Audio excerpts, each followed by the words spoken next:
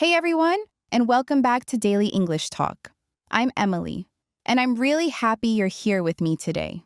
If you're listening while walking, cooking, cleaning, studying, or just relaxing with your headphones on, thank you for choosing this podcast to help you grow your real English. Today, we're diving into something super important for intermediate learners. Real-life phrases, feelings, and situations that happen to all of us. We're going to talk about problems, stress, tricky moments, and those times when life feels just a bit too heavy. But don't worry, we're going to make it simple, natural, and honestly, even fun. Just like always, I'm going to guide you through real conversations, natural expressions, and the kinds of the English native speakers use without thinking. The more you hear them, the more natural they will become for you too. And today, I want you to imagine that you and I are sitting together in a cozy cafe, drinking a warm drink, tea, coffee, maybe hot chocolate, and just talking like friends. That's exactly the feeling I want you to have while listening. So, let's start with a little scene between two friends, Mia and Ethan. They are meeting after a long, exhausting week. As you listen, I want you to pay attention to the natural rhythm, the expressions, and the emotions behind the words. Don't try to understand every single phrase, just let it flow. Afterward, I'll break down everything in simple, clear English. Ready? Here we go. Ethan, I swear, my brain is totally scrambled today. I can't think straight. Everything feels tangled up. Oh no, what happened this time? Work again? Work, and just life, honestly. I'm dealing with a big dilemma right now. 2 job offers. Both good, both bad. I can't choose. Okay, wow. Tell me about them. Well, the first job pays great. Really great. Good salary, fancy office, big company, but the work is unbelievably boring. Spreadsheets all day. Reports all day. Meetings about spreadsheets and reports. It feels like my soul would die slowly. Yikes. Yeah, that sounds rough. What about the second job? The second job pays much less, but it's creative, more social, more fun. Events, travel, planning things, working with people. I feel like I would enjoy that job much more, but then again, less money. Classic dilemma, money or happiness. Exactly. And on top of all that, my current job is just draining me. They keep piling more work on me. No raise, no help. I feel like I'm stuck in a tight corner. No matter what I do, there's a problem. That's awful. Small things are annoying, but this sounds like the kind of stress that follows you home. Yeah, yesterday someone at work left their dirty dishes in the kitchen again, and I almost cried. I'm not even joking. 1 plate. That's it. My patience is gone. Completely gone. Sometimes you need to take a back seat. No? Stop trying to fix everything. Let someone else pick up the mess. That's true. And I keep telling myself that maybe I'm starting to see the light at the end of the tunnel. But I don't know. You are. And you're strong. But yeah, you'll have to make a decision soon before you come to a dead end and lose both offers. That's what scares me. And I honestly need to get to the bottom of things. I need to know what these jobs are actually like. Not just what they say in interviews. The real story. Then ask people who work there. I will. And I also need to get a grasp of what I really want. I think you'll make the right choice. You always do. Thanks. Talking about it already makes me feel less muddled. That's the scene. And now, let's breathe, relax our shoulders, and talk about all the natural English inside this conversation. First expression, my brain is scrambled. You can imagine scrambled eggs, right? All mixed up, messy, impossible to separate. When you say your brain is scrambled, it means your mind feels chaotic. You can't think clearly, everything feels mixed together. It's very common in spoken English, especially when you had too much to do, too little sleep, or too many emotions in one day. It's similar to the phrase, I can't think straight. Native speakers use both all the time. For example, maybe you had a long day at work and someone asks you to make an important decision. You might say, I can't think straight right now. Let me sit down for a second. Or, my brain is scrambled, I need some water and a break. Now, let's look at the phrase, everything feels tangled up. Tangled is what your headphones look like every time you take them out of your pocket. A big knot. When your feelings or thoughts are tangled, it means they're mixed together, confused, and you can't easily separate one from another. It's a great natural phrase to show emotional chaos. Next expression, I'm dealing with a big dilemma. A dilemma is a situation where you have two options, and both options are difficult. There isn't an easy answer. Think of times when you had to choose between something practical and something fun, or something safe and something exciting. We all face dilemmas in life, and using this word makes your English sound more natural, more adult, more thoughtful. Then Mia says, they keep piling more work on me. To pile something on someone means to give them more and more responsibilities, tasks, or problems. Imagine putting books on a table. 1 book, 2 books, 5 books, 10 books. Eventually, the table will break. That's exactly the feeling. Too much, too heavy. Later she says, I feel like I'm stuck in a tight corner. This phrase is so expressive. Being in a tight corner means you feel trapped, like you have no good choices. Whatever you do, it will be uncomfortable or difficult. This phrase is great for situations when you feel pressure from all sides. Then we get a funny contrast. Small things are annoying, but this kind of stress follows you home. So let's break that down. Something annoying is usually small. Noise, traffic, slow Wi-Fi. But when stress follows you home, it means it stays with you, even when you leave the place that caused it. Mental stress, emotional stress, pressure, all this stays inside. Then Mia says she almost cried because of dirty dishes. And honestly, who hasn't been there? When you're exhausted, the smallest thing feels huge. That's why we have the phrase, my patience is gone. Another natural one. Then Ethan advises her to take a back seat. This expression is perfect when you want to say someone should stop leading or controlling everything. Imagine being in a car. The driver is in front making decisions. The people in the back seat are relaxing, not controlling anything. So, to take a back seat means to relax. Let others handle things.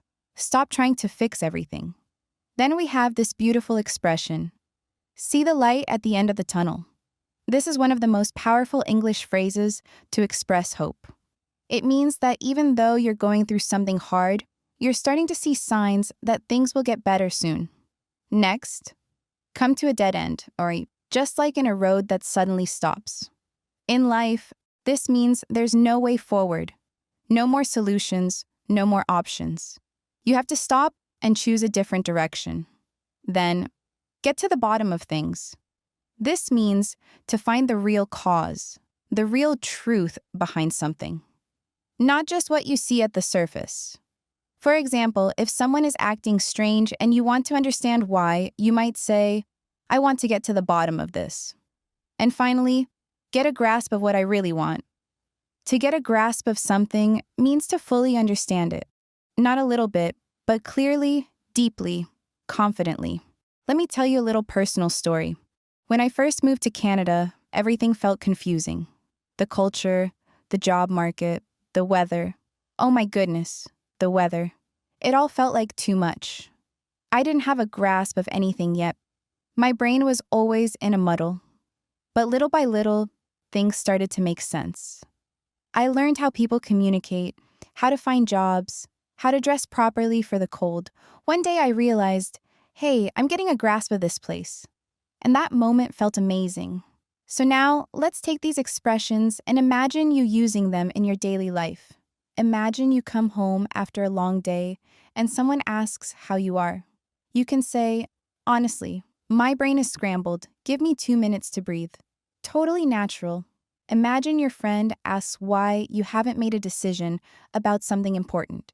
You can say, I'm dealing with a big dilemma. I'm stuck between 2 options. Imagine you're overwhelmed at work. They keep piling more. Tasks on me. I'm in a tight corner. There's no easy way out. Imagine things are slowly getting better. I can finally see the light at the end of the tunnel. Imagine you want the truth. I need to get to the bottom of this situation. These are the kinds of expressions that make your English sound natural, emotional, real. Now, let's slow down again and go deeper into how to use them with confidence. I want to give you more real-life examples, more situations, and more phrases that connect with everyday emotions, especially when life gets complicated. Have you ever had one of those days when everything goes wrong? You miss your bus, you spill your coffee, your phone battery dies, and your boss asks you for a report you didn't know about. On days like that, many native speakers say something like, "Today has been a complete mess," or "Everything is all over the place today," or "I'm running around like a headless chicken." That's a very funny expression, but extremely common. It means you're doing a lot but with no clear direction. Let's imagine another scenario. Your friend is stressed and doesn't want to talk about their problems. Another natural phrase is, "Hey, I don't want to pry." To pry means to try to get information that someone is not ready to share. So saying, "I don't want to pry," shows respect. Or maybe you're talking about your week and say, "It's been hectic." Hectic means extremely busy in a chaotic way. Or maybe things finally calm down and you can say, "I finally caught my breath," meaning you finally have space to relax. Or if someone is worrying too much, you might tell them, "Don't overthink it." These small, simple phrases are the ones that help you sound natural. This is what I want you to develop: confidence with everyday, emotional English. And speaking of emotions, let's talk about a phrase I love: "I'm hanging by a thread." This means you're very close to losing your patience or strength. It's dramatic, but very expressive. For example, "I'm hanging by a thread this week. I really need a break." Another one: "I'm at my limit." That means you can't handle more stress. And that's okay to say. It's healthy. Or even, "I'm spread too thin." This means you're trying to do too many things at once. Let's go back to Mia and Ethan for a moment. Imagine what happens the next day. Mia wakes up, still confused, still overwhelmed, still unsure about her job offers. She makes a cup of coffee and sits at her kitchen table. And she tells herself, "Okay, I need to get a grip." This is another great phrase. To get a grip means to take control of your emotions or thoughts again. It's like telling yourself to calm down and think clearly. She opens her laptop, makes a list of pros and cons, and tries to get to the bottom of what truly matters to her. Not what looks impressive, not what earns the most money, but what makes her happy, what she cares about. Sometimes that's the hardest part, understanding yourself. And that's where we're going to pause for now. In the next part of this podcast, we're going to explore more advanced emotional expressions, deeper stories, and natural examples for your daily English. And very often, when someone is learning English, there comes a moment when they realize they understand the literal meaning of a phrase, yet they still don't feel its emotional shape or the subtle intention behind it. You recognize the vocabulary, you know the grammar, but something inside the expression still feels foreign, as if you are observing the language from the outside instead of living within it. This transition is completely normal, and in fact, it happens to nearly everyone, including people who move to the United States, Canada, or Australia, and spend months, sometimes even years, absorbing the emotional patterns of English before the language truly becomes a natural environment for them. Earlier, I mentioned simple phrases like "no worries" or "you're good," but these expressions are far more than functional responses. They carry a specific emotional tone that native speakers use to make others feel relaxed, safe, and unpressured. When someone in an English-speaking country says, "no worries," they aren't just dismissing a problem. They are signaling comfort, openness, and an easy atmosphere. Once you understand this emotional dimension, your English no longer feels like a mechanical set of phrases. It becomes a tool for connection, which is ultimately the goal. A challenge many learners face is responding quickly and naturally in everyday situations, without translating in their head. People often ask me how to stop this internal translation process. And the truth is that it fades when you hear and repeat the same conversational rhythms again and again. Real English becomes predictable once you're exposed to it long enough. Imagine, for example, a simple moment at a cafe. A barista speaks quickly, the environment is noisy, and you are expected to react without hesitation. In a natural conversation, you might hear something like, "How's it going? What can I get started for you today?" And even though each word is familiar, the speed and tone may feel overwhelming at first. But when you begin to recognize the structure, the greeting, the question, the options, the entire interaction starts to feel like a comfortable pattern. Native speakers often add soft, flowing expressions that help them speak smoothly.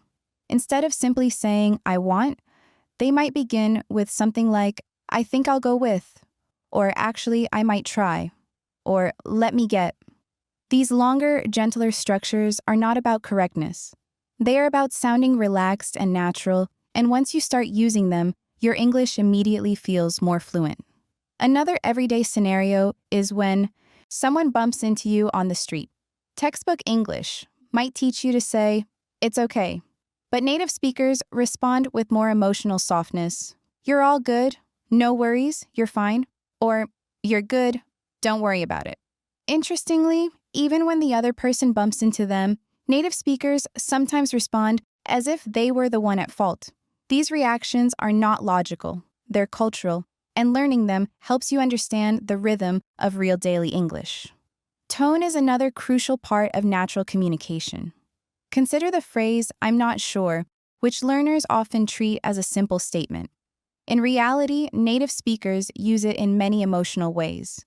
As a polite hesitation, a gentle disagreement, an expression of confusion, or an indirect way of thinking aloud. The same thing happens with the word "really," which can express excitement, doubt, disappointment, curiosity, sympathy, or sarcasm, all depending on the voice behind it. Once you start listening not only to the words, but also to the tone, you begin to understand the true emotional vocabulary of English. Beyond tone, native speakers rely heavily on softening phrases, especially when they want to sound polite or avoid sounding too direct. Instead of saying, "Give me that," they say, "Could you hand me that for a moment?" Or, "Do you mind passing that to me?" Instead of, "I don't understand," they say, "I didn't catch that." Or, "Sorry, could you repeat that for me?" Instead of, "I disagree," they say, "I see your point, but," or "I'm not completely convinced." These expressions keep conversations smooth and balanced, and they show a level of linguistic maturity that learners often want to achieve. When you meet someone you haven't seen in a long time, natural English becomes even more flexible. Instead of the classic, "Hello, how are you?" people say things like, "It's been a while," "I haven't seen you in forever," or "What have you been up to lately?" These phrases are not literal requests for detailed information. They are friendly bridges that open the conversation. The responses are just as soft and natural. "I've been busy," "Just doing my thing," "Work has been crazy," or "Yeah, it's been a minute." Another common moment is when someone asks how you're doing, but you don't feel great. Native speakers often use gentle understatement. "I've been better, but I'm managing. I'm hanging in there. Pretty good, all things considered." These expressions allow you to be honest without diving into heavy negativity, and they reflect the emotional moderation typical of English-speaking culture. In conversations with friends, the tone becomes more playful and expressive, and people use longer emotional reactions rather than simple words. Instead of "really," they might say something like, "You're kidding," "I can't believe that happened," or "There's no way that's true. Tell me everything," or "I swear, that sounds unbelievable." These extended reactions help keep the conversation dynamic and show genuine engagement. Agreement also takes on a more fluid form. Instead of a short "yes," native speakers often use warmer, fuller responses like, "Absolutely, that makes complete sense," "I completely agree with you on that," or "That's exactly how I see it too." These longer expressions create a sense of connection rather than just confirming information. Listening responses, small verbal cues that show attention, are another area where natural English differs from learner English. Instead of short bursts like, Native speakers integrate full, soft reactions into the flow of conversation. I can see why you felt that way. That's interesting. Tell me more. Or, I understand that must have been a lot to handle. These responses help maintain the rhythm and emotional balance of the conversation. Storytelling in English also has its own structure. Instead of presenting events mechanically, native speakers create a narrative flow, connecting one moment to another with phrases like, "And just when I thought things were settling down," or "What surprised me the most was that," or "Before I even realized what was happening." These longer narrative bridges allow the listener to follow the emotional arc of the story, not just the events themselves. Even simple exclamations tend to expand into expressive full statements. Instead of saying, "That's great," you might hear, "That's absolutely amazing. I'm so happy that worked out for you." Or instead of, "No way," someone might say, "There's absolutely no way that actually happened. That's unbelievable." English thrives on emotional detail. When someone asks for help but you're busy, you can communicate your situation without sounding harsh or abrupt. Native speakers use soft, extended refusals. "I would really like to help, but I'm in the middle of something right now." Or, "I wish I could, but my schedule is completely filled today." Or, "Let me check a bit later. I'm not free at the moment." These gentle explanations help avoid misunderstanding. Small talk, which many learners find strange or unnecessary, is actually a cultural tool in English-speaking countries. People use it to establish comfort and friendliness in short encounters. Instead of short comments like, "It's cold," native speakers might say, "I can't believe how cold it suddenly got. It feels like winter arrived overnight." Or, "This heat has been unbelievable lately. It makes everything feel slower." Compliments also tend to expand. "I really love your jacket. The color suits you so well." Or, "That's a beautiful backpack. It looks really practical too." Responding to compliments also becomes more expressive. "Thank you so much. That's really kind of you." Or, "I appreciate that a lot. Thank you for noticing." Or, "That means a lot. Thank you." Confidence in English doesn't come from perfect grammar. It comes from the ability to speak in long, steady, calm sentences that flow naturally. Instead of reacting abruptly, you can take your time. "Give me a moment. I just need to think about that." Or, "Let me check something quickly before I answer." Or, "I believe that should work, but let me take a closer look." Even ending conversations is done gently and naturally in English. "It was really nice talking to you, but I should start heading out." Or, "I've enjoyed this conversation. Let's catch up again soon."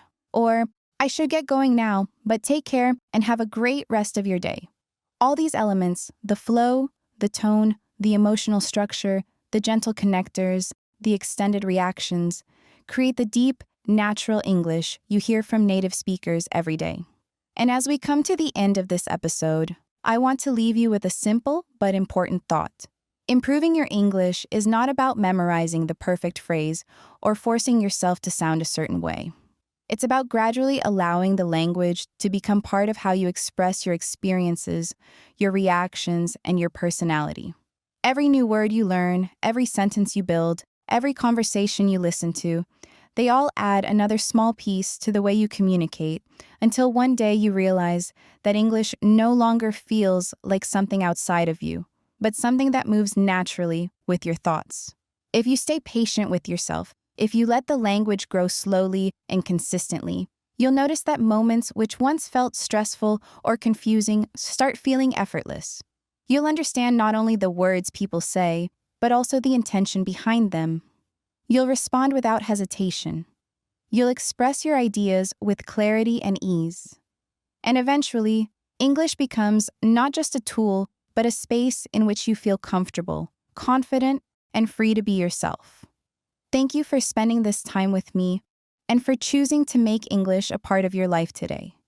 If you enjoy learning this way, through calm, natural listening and through real situations that help you understand how English truly sounds, then make sure to stay connected.